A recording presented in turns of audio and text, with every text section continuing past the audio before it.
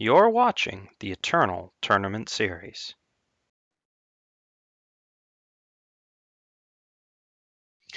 Welcome back to the Season 4 Invitational. We find ourselves in Winner's Bracket Round 3, where 8 players are battling for a chance to top 8. Players who win this round are safe until tomorrow, where they play in Day 2. The losers will go down to Losers Bracket Round 4, where they will battle against the 4 remaining players until to guarantee their spot in Day 2.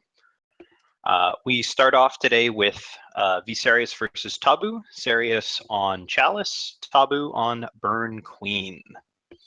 Yeah, it's looking like an exciting matchup. This is the standard Chalice deck that we've been seeing all over the tournament so far as part of the team effort. It runs 4 Chalice, it runs 4 Channel the Tempest. There are no Great Parliaments in the main board or the sideboard, and overall it's the sideboard of this one. Aiming to push for that channel. Oh yeah, we have one in the sideboard, but our image is a little bit broken because of the way that the sideboard was submitted. But in any case, we have very few finishers for this deck. It's mostly trying to push through on the strength of Chalice alone, and that is not usually a bad way to do things. You can get a lot of value out of Chalice in that fashion. So we have the harsh rules here, we have the Auric Runehammers, there's all of that stuff, and against that, we have straightforward, good old-fashioned Burn Queen on Tabu's end. 3 Flame Blasts, 3 Bandit Queens, and a sizable amount of really nasty early drop units in Fire and Shadow. This Queen deck has really been making the rounds. I think it's become pretty popular as a result of just basically dropping the Grenadin and moving in on more efficient units and just trying to be a little bit more aggressive and scary with the deck. And I think that it does a pretty good job of that. Yeah, it's a little bit more of a hybrid, dropping the Rakano Outlaws for the quarries and what have you in the 2 slot, and more favors to get up to those high power numbers. But Burn Queen is the traditional counter to Chalice decks. When Chalice decks started to really get popular, it was the Burn Queen decks, among others, that came out to shut them down before they can get started. But we're moving now into the game, and we are live. Viserys has a terrible opening hand against Burn Queen. It's got anybody. Vanquish, it's got the Channel the Tempest, and it's got basically nothing else. It'd be okay against like a more mid-range style deck, but Tabu is going to be pushing a lot of damage very early, and Viserys just does not have what he needs to play against. So Tabu is another player with one of those fully foiled lists, or at least it looks like so far. So props to him. He's going to be able to deploy 2 Pyro Knights here if he wants to, and just start getting in damage. It's not like Serious is going to be able to say anything about it for a while. Yeah.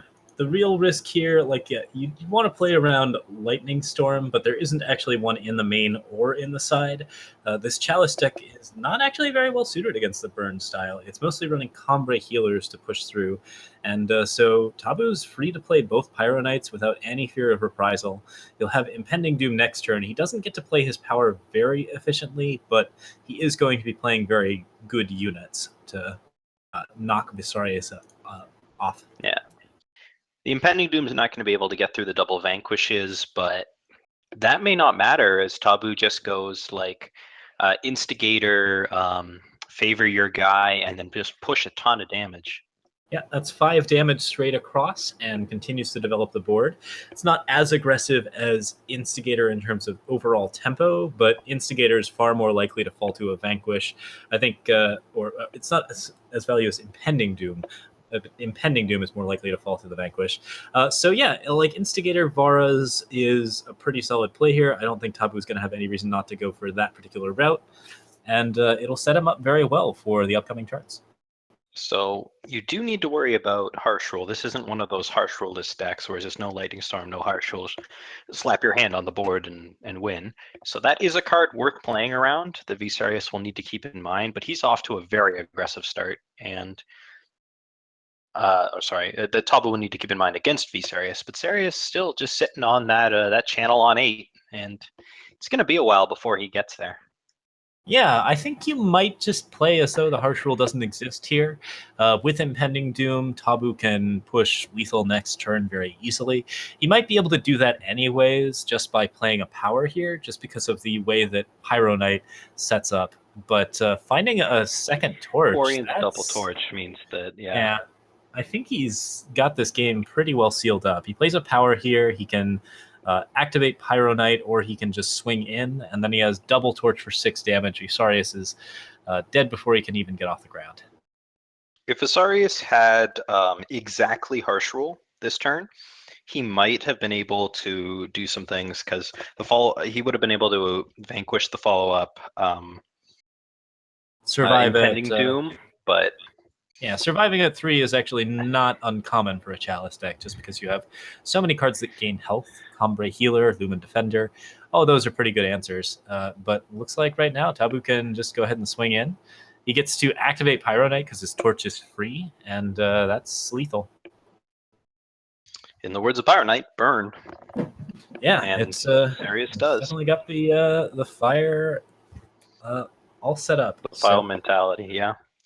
So the sideboard, where Viserys will need to dig deep for a better starting hand. He's got some permafrosts, protects for the burn spells, backlashes also the burn spells, Island's favorite. So he's pretty well set up for the burn. But the Queen deck isn't quite as about the burn as the bigger Stonescar burn decks. I'm enjoying looking at the players' shiftstone and gold counts. Pretty much every tournament player had like a huge stockpile of gold and shiftstones, and now you can see that those have been converted into omens of the past packs. So Visarius is holding 40 of them at the moment, but has no gold. Well, the players have done their sideboarding and they're jumping right back into it. So our moments of remunerating are lost because Chalice has played against Burn Queen before, and both players knows what's going on. Oh, Tabu's got an awesome hand here. It's double Ronin into Quarry and Champion of Chaos. This might not be amazing against the Chalice deck, but it should be pretty solid. And I mean, there aren't even Lightning Storms in the sideboard again, so this deck is kind of foregoing one of its best answers to Burn Queen. It's just not there. And Visarius is going to have to find something else. Sarius also sitting on all depleted power. So while traditionally the turn 2 Temple Scribe would be able to deal with these 1-drops, it's going to have a lot harder time to do that here when it comes down on turn 3. Yeah, we have that Argenport Instigator already pushing 5.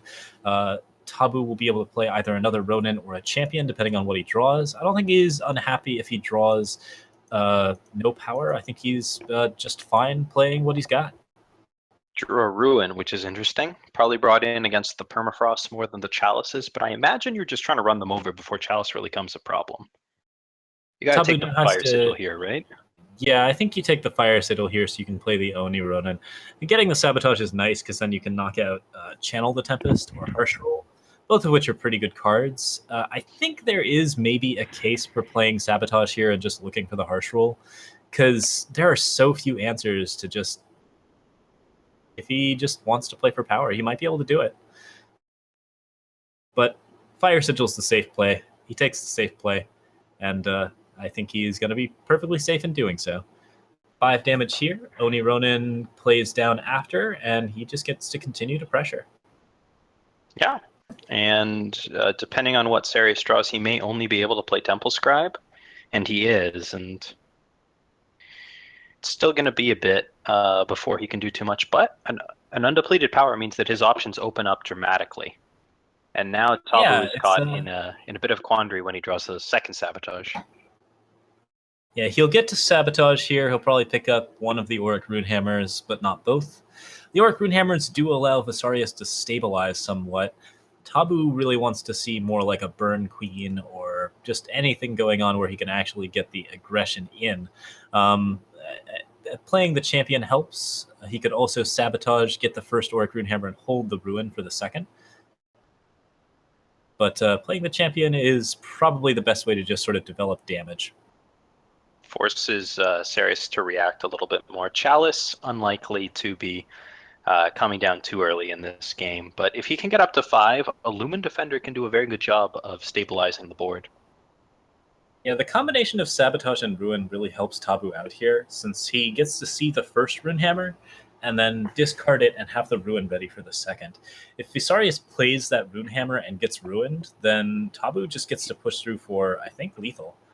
He'll have 5 here, he'll have another 5 next turn, and that's probably going to be close enough. But with Desert Marshal Marshal will coming come down. Instigator and knocking the Oni runner off. Tabu's still getting pretty close to actual burn levels. He can get the Flame Blast out. His Bandit Queen might actually do the job. But yeah, we'll see exactly what ends up happening. Here, Ruin is super critical, but Tabu needs to draw something because Combra Healer plus Lumen Defender is going to do a very good job of stabilizing I his think life total, and I guess that's going to 9/7 do it. Bandit Queen might do it. Yeah. All right. So that knocks the Chalice deck out of the running, and Visarius goes down. We will be seeing Tabu's Bandit Queen deck in the top 8, correct? So Tabu becomes our first player to qualify for top 8. Sarius, not quite out of it yet, drops down to the losers bracket to face Sir Rhino. So two of the players that everybody had are fighting in losers bracket round 4. It does mean that one is guaranteed to advance, but we're also guaranteed to lose one of our predictions. Indeed. So from there, do we have a backup match?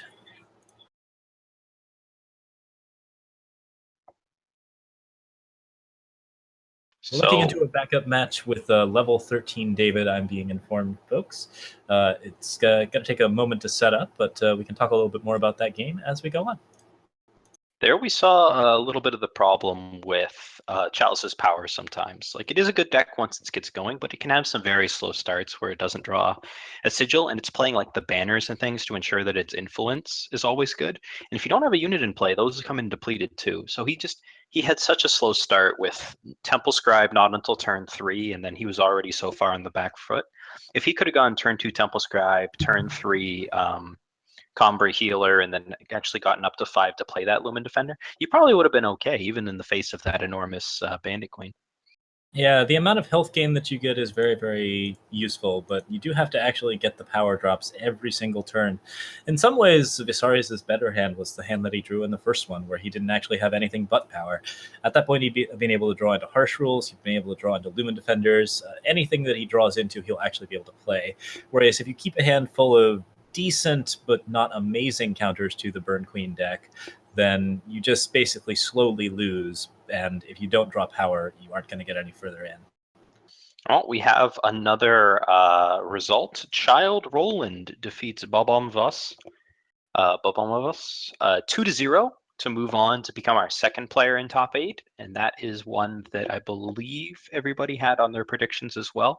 So congratulations to him. Moving on, Bobomvus will drop down to face Bradykin in the losers bracket round 4. 2 matches remain in winners bracket. Roland has been on a hot streak recently. He's definitely had very good matchups in several situations. He's also the person who won last week's event and managed to place in the very top 1 spot. Yeah, he's lost 1 game today. So clearly on Pretty a acceptable. hot streak with Stone Scar Burn, of course, of all things. So both of the players, we only had 3 Stone Scar Burn decks in the event, but 2 of the players that are on them have moved on into top 8 on the winner's side. As we now move into the Lunix versus level 13 David, which is somehow still in game 1. Burn Queen's pretty fast, guys. Yeah, we're seeing Chalice on Felon Bloodcaster. Where did this Chalice come from exactly? Well, probably came from the Felon Bloodcaster. Oh, fair enough. Yes, all right. The And Felon now Bloodcaster has stolen a Chalice, which turns out is pretty good in Felon control. Yeah, not bad. In some amount of trouble here. He's got a couple of Scorpion Wasps to deal with these the champions, but the first one's probably going to get. Wow, declines to use it. Okay, interesting. David can play a Felon Bloodcaster, draw a card off of Chalice, and then draw another card off of Felon Bloodcaster. Every card he has so much value here. He actually gets to do both simultaneously, and that's just...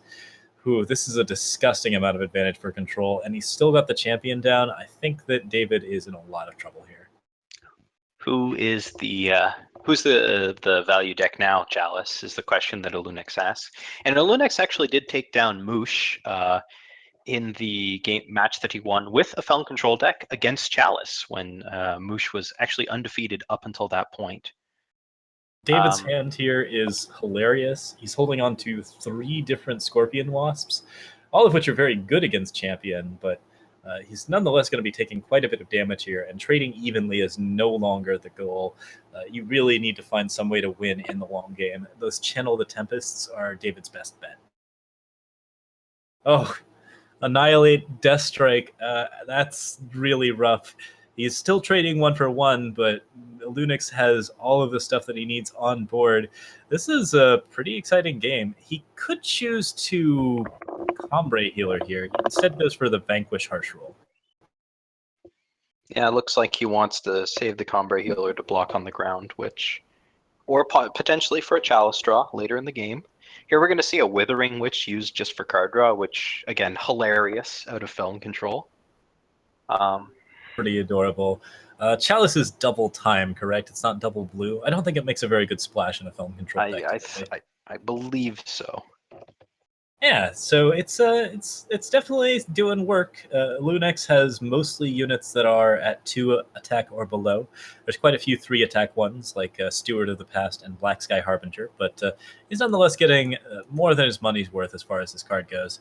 And with Aura's Favor bringing back a 21-5 Champion of Cunning and buffing a rather enormous board, it's going to be pretty rough for David here. He does have an answer to this, but not to the second champion. Well, the second champion is going to run into the Scorpion Wasp, and he's not dead, which is funny because of how large the champions have got, but I'm pretty sure that another Vera is going to kill David in very short order. And actually, the Crystalline Chalice, I just looked, it is time double primal. It used to be double time and single primal, but they changed it. So, guys, maybe we're missing out. Maybe time primal shadow is the place to be with Chalice control. I don't know. I feel like you'd have to give up on those Black Sky Harbingers and Stewards a little bit. David pulling a Chalice of his own, kind of insult to injury. It just doesn't develop the board at all. Lunex is now just really shining bright, and David taking 7 to the face. Lunex now capable of doing really whatever he wants. Which I imagine will involve winning the game in short order. Black Sky Harbinger gets him a little health advantage. There's now like kind of a bad Vanquish Harsh Rule play for David, but Lunex basically bets on him not having it, and it's definitely worth the bet. So that's game 1. David goes down 1, and we'll be moving right into game 2 after sideboards. Yeah, let's take a look at these sideboards here. All kinds of stuff for the Chalice player that they may want. Permafrost, pretty effective choice. Vanquish, not actually that effective against Felon most of the time. Before Champion comes down, most of its units have 3 attack or less, which is why we were joking about Chalice earlier. Backlash could be an effective choice. Decay probably comes in to stop any potential Azendel's gifts out of a Lunix, of which there are many. A Lunix has the same, I think the exact same 75 that we saw Ilya K playing before. So lots of late game cards, Sabotages, Rain of Frogs, Azendel's Gifts, Misfilled Renix Channels, Last Words, all kinds of high cost stuff to put in. There's 2 Azendel's Gifts here, and I actually really like that. That's a very solid answer to the Chalice deck. I think that if Lunex is going to be playing against the Chalice meta, both of these gifts are going to be coming in, and there's just going to be a pretty sincere effort to knock the hand out of the opponent's hand before the Channel the Tempests come down. Well, both players are on Channel the Tempest, so we'll just have to see which one ends up matching up better. And apparently both players are on Chalice as well, which is something that we did not expect going in, but was amusing to see nonetheless. It's not the single best film Bloodcaster steal I've ever seen. That one probably has to go to Rhino, who stole a New Tomorrow off of me in one of these tournament matchups. But it's pretty close. It's always nice when you steal the marquee card of a particular deck archetype. Like a New Tomorrow. Yeah, that kind of hurts when your next card is the last word, let me tell you. So it's a little bit amusing that a New Tomorrow is a card that's seen limited, shall we say, serious constructed play, and yet has been nerfed twice. It used to put out all the power in your deck, then 12, now down to 10. They just keep making the card weaker. a buff just because it meant that there was still power left to seek out for Find the Way and Seek Power. Both cards you generally do end up running in New Tomorrow. But it's true that 10 was a little bit worse. I think that they primarily removed the New Tomorrow's more awesome ability of get all of your power because it was a little bit taxing on most players' systems. Just Yes. kind of a concern of calculations. If you ever played the old New Tomorrow with a Martial Ironthorn in play, you usually got a bug splat. It wasn't able to handle those calculations, especially if you were playing some kind of silly 250 card deck back in the day. Mm-hmm. Like the 60 to 100 power that you could get off of those. Pretty exciting times. But Yeah. the new version's just fine. We are streaming a game here, Lunex versus David, and it looks like both players are getting ready. Their sideboards are looking pretty set up. We are seeing at least 4 sabotages in the Feln deck against Chalice. Who knows about that 5th one, guys? Yeah, the players are ready and we're moving in the game. That took a little bit longer than I expected, as I believe the player should be fairly familiar with this matchup. But we are finally down into game, and we see, of course, the sabotages and the gifts on full display. I imagine David's matchup, after getting his Chalice stolen, that game played out a lot differently than most people would have expected. So it might have made some alterations in the player's sideboards. And we are seeing Sabotage just ready to go. Lunex does need to be able to keep the tokens somewhat under control as he sets up, but mostly he's on point to win here. He's got 4 power available. He has the Sabotage. He hasn't thrown the Sabotage yet, but he has the Sabotage. Well, sabotage is going to get stopped a little bit by Island's favor, as it'll just bonk into the Aegis. But a very good way to break those for free in this deck is the Stewards of the Past, Yep. which can just, their summon effect will pop the Aegis, and then you can freely Chalice away. Yeah, it's Chalice a decks. pretty Sorry. effective setup. Yeah, no, go ahead.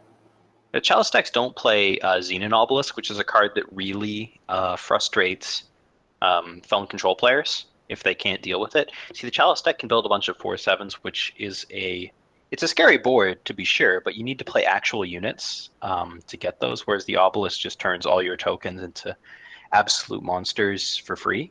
It's a bit of a slower clock. So even when the Chalice deck is going, the Felon deck will still have some time to react. And Lunix has a Death Strike here, which he certainly can use. It's not actually like a 3/3 might be the biggest target the Death Strike's ever going to hit, but he can also set up Withering Witch and just get kind of a defensive board going, or he can Storm out here and just have that go on. There's not really any bad options here. There's just not any good ones either. I would have personally held on to that Storm for Withering Witch, but I think he's got aspirations for Gift on 7, and he did deny the Chalice draw, so that's pretty good for him. Yeah, he wants to Wisdom here and then Sabotage to pop the Aegis. Felon Bloodcaster also pops the Aegis, so if he wants to do that, that's a card draw plus an Aegis popped. Great going on for Lunix's hand right now. Like, that Islands has actually really slowed down his turns, but overall, it's not looking awful. Well, David is just 1 power away from being able to cast Channel, and that's going to be for 8 next turn. Yep, it's not looking awesome for a Lunex right now. He needs that 7th power really badly. He's probably willing to toss Sabotage at some point here just to pop the Aegis, but not yet. We're really looking for a Vera's Favor or a Steward or something like that, it looks like. It's a tough call whether you want to rush the Azindil's Gift or try and get it out earlier. We're seeing a channel on the Felon Bloodcaster here for value, so David drawing tons of cards, and Lunex now forced to be pretty defensive against what's currently set up. But he does have a decent defense set up, and Vara's Favor pops the Aegis. No, you can't not pop the Aegis here, right? Surely. Yeah, I think it's gotta be the Aegis here, and then Death Strike is just crazy good if he can do it. He could ditch the Harsh Rule, he could ditch the Chalice. The Chalices aren't that good when they're stacked up, so it's usually reasonable to just ignore them, but he's going for the full setup and gonna just Death Strike here. Well, his That will... Go ahead. his plan is to avoid the backlash because he's just going to slam Azendel's gift, and it's not going to be able to be stopped. So he's just going to ignore the harsh rule and the backlash by playing this way and prevent David from deploying the chalice in order to get more cards on. And since David's sitting on mostly power, it looks like this plan's going to work. Yeah, Azendel's gift sets up. David will probably have decays in his deck, but he doesn't have any in his hand at the moment, so it's not looking great for him right now. He gets to draw off of Chalice. He gets to basically build up his board a little bit. He's definitely not out of the game, but he also is going to lose the backlash. He's going to lose quite a bit of extra potential draw. And since the Chalice he's only got one Chalice to play with, he's going to be a little bit of a pickle. It gets a lot easier for Lunix now. A lot of the pressure is off. We're probably going to see... The problem with drawing Wisdom is that you're just sort of tossing cards under the bus at this point. Yeah, you don't want to play Wisdom if you could potentially draw a decay. So Wisdom, unfortunately, goes away, and he's just not in a good position here. And the Lunix has the channel and the Celestial Omen, so he can just do whatever he wants. Yeah, he doesn't have control of the game yet. He still has to actually kill all of the units on board. And every time David plays a new threat, Lunix has to deal with that one too. So the game isn't his yet, but as it gets into the longer game, if he continues to stay high on health, he'll be okay. Well, backlash, not really what you want to see when you're gift locked. Yeah, pretty much the worst card to draw. Straight power is better than backlash at this point. We are seeing Sabotage, which is a dead card for a Lunix. That's always a risk of running both of them together. A little unlucky there. But Islands plus Wisdom. He gets to draw a bunch of power. The Black Sky Harbinger's pretty good, but he still needs some way to actually, it's just not going to help against the Chalice setup at the moment, because every Chalice unit that he plays, he will also draw off of. That champion's probably going to help him end this game in short order, especially combined with the Black Sky Harbinger. I don't know that David is going to be able to put together what he wants. Oh, play Protect on yourself. You get to save himself. He gets his own channel back. If he protects the champion, he has a way of killing it for lethal, but I feel like having the channel might have been more important. It's hard to say. So not all players know this, but Gift and cards like it, like Manacles, I think is the other main one, is a triggered ability. So Protect will block one instance of the draw, and he could have held on to Chalice there. Here, he does set himself up for a Harsh Rule top deck. Yeah, which might have been his only out. Like, if he had channeled into a Harsh Rule, that would also have worked, because he would probably draw a power along with it, but his odds might have been a little bit better. I don't know. It's a pretty questionable play. It's not necessarily a misplay. No, it's if you can see the top card of your deck, obviously it's a little bit easier, but here a Lunix can just, he's got the run of the board now. He's going to gain 5 health, put his opponent on a 1-turn clock, and if David happens to draw the harsh rule that he really needs to draw, he's got Vera to bring back the champion, and it's just not going to change things.